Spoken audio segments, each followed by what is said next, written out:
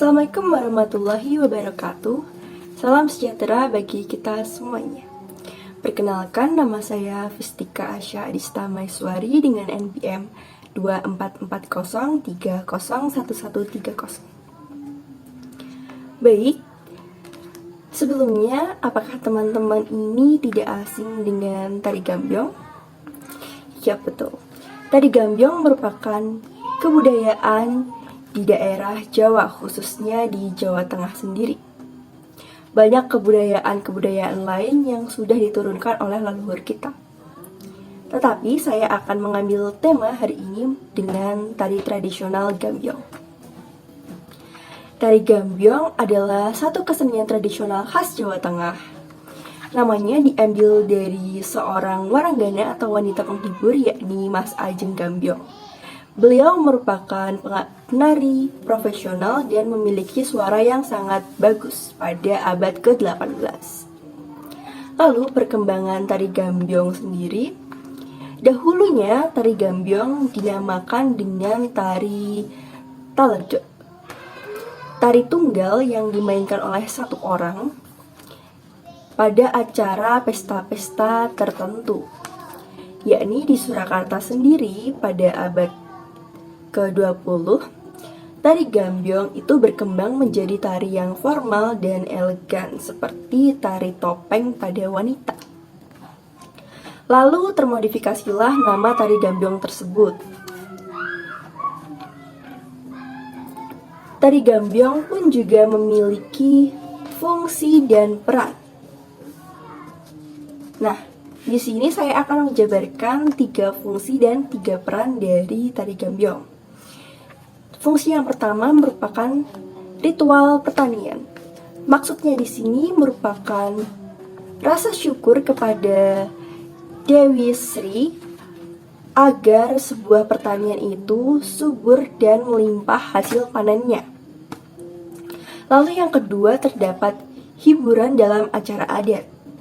Nah, maksud hiburan sendiri yakni sebagai pembukaan pernikahan seseorang atau penerimaan tamu kehormatan. Bahkan sering kita temui di beberapa acara pembukaan di acara-acara kampus, sekolah, maupun acara-acara yang terselenggara di sekitar kita menggunakan tari gambyong. Lalu yang ketiga sebagai pendidikan budaya. Maksudnya di sini adalah mengajarkan nilai-nilai kebudayaan kepada generasi muda atau generasi baru agar dapat melestarikan kebudayaan di Indonesia, khususnya tari tradisional. Nah, menuju ke peran tari gambyong sendiri, yakni terdapat 3 juga. Yang pertama adalah identitas budaya. Maksud dari identitas budaya sendiri adalah sebagai simbol dari suatu kebudayaan di daerah Indonesia. Khususnya untuk tari gambyong sendiri adalah di daerah Jawa Tengah. Dan daerah yang tidak asing di telinga kita yang sering menganut tari gambyong sendiri adalah daerah Surakarta dan daerah istimewa Yogyakarta. Lalu yang kedua adalah koneksi sosial. Maksudnya di sini adalah jika terselenggaranya tari gambyong tersebut, banyak masyarakat yang menonton tari tradisional. Dan itu membuat suatu lingkup sosial yang tidak dapat terpisahkan antara satu manusia dengan manusia yang lain. Dengan kata lainnya, yaitu seperti silaturahmi dan menjalin hubungan antara manusia. Dan yang ketiga adalah promosi pariwisata. Banyak daerah wisata di Indonesia, seperti di daerah Yogyakarta, mereka menyelenggarakan tari tradisional, tari gambyong, di daerah dekat Malioboro ataupun di Keraton. Nah, hal tersebut mengundang banyak wisatawan seperti wisatawan domestik atau wisatawan internasional. Sehingga hal tersebut dapat mempromosikan suatu daerah yang menyebarluaskan seni kesenian dan kebudayaan di daerah tersebut. Lalu nah, ini nih yang paling penting dalam topik pembahasan kali ini, yakni mengenai pengaruh media sosial terhadap pelestarian tari gambyong. Kita kan sekarang golongannya adalah Gen Z, pengguna media sosial terbanyak saat ini. Kita sering membuka platform seperti Instagram, YouTube, Facebook, WhatsApp, Twitter, dan lain sebagainya. Waktu-waktu kita yang kita gunakan dalam media sosial itu bahkan lebih banyak daripada waktu kita saat berhadapan langsung dengan dunia asli. Nah, peran media sosial ini sangat-sangat sekali membantu dalam pelestarian kebudayaan di Indonesia, khususnya untuk tari gambyong. Adapun yang pertama yaitu meningkatkan aksesibilitas dan visibilitas.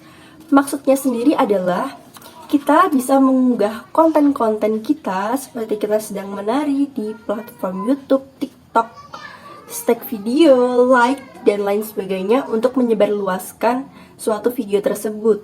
Dan orang-orang yang tidak melihat kita secara langsung itu dapat melihat kita menarikan tarian tradisional tersebut. Lalu yang kedua adalah kolaborasi dan kreativitas. Nah, kolaborasi dan kreativitas sendiri ini meningkatkan banyak kreator atau persaingan antara kreator untuk menciptakan sebuah ide-ide baru yang menginovasikan sebuah video agar lebih menarik di mata pemirsa. Nah, yang ketiga ada edukasi dan kesadaran budaya. Maksudnya kita mengajarkan kepada generasi muda dan generasi penerus bangsa akan pentingnya hal-hal nilai keestetikan kebudayaan dan pelestarian sebuah kebudayaan.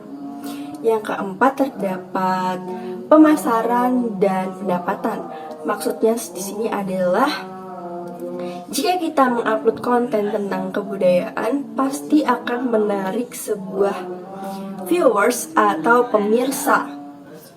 Dan hal tersebut juga menarik para sponsor yang tertarik dengan konten-konten kita.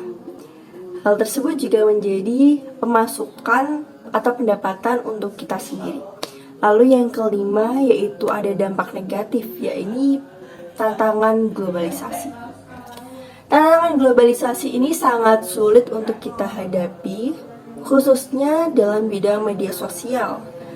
Nah, kenapa sih tantangan ini cukup sulit untuk dihadapi? Yang pertama adalah karena kecenderungan manusia di era sekarang ini sangat tertarik dengan dance K-pop atau dance dari budaya barat. Lalu kita juga harus menyaring hal-hal tersebut agar tidak merusak kebudayaan kita sendiri. Jadi kesimpulan yang dapat kita ambil dalam pengaruh media sosial dalam pelestarian kebudayaan Jawa, khususnya dalam tari gambyong sendiri adalah media sosial memegang peranan penting dalam kehidupan kita. Dampak-dampak negatif serta positif pun tidak dapat dipisahkan. Banyak sekali dampak positif yang kita dapatkan seperti inovasi, kreativitas, kolaborasi, aksesibilitas, dan pendapatan bahkan pemasukan untuk diri kita pribadi. Tetapi, kita juga harus rajin-rajin menyaring informasi atau konten-konten negatif dari budaya barat yang mempengaruhi kebudayaan di Indonesia sendiri.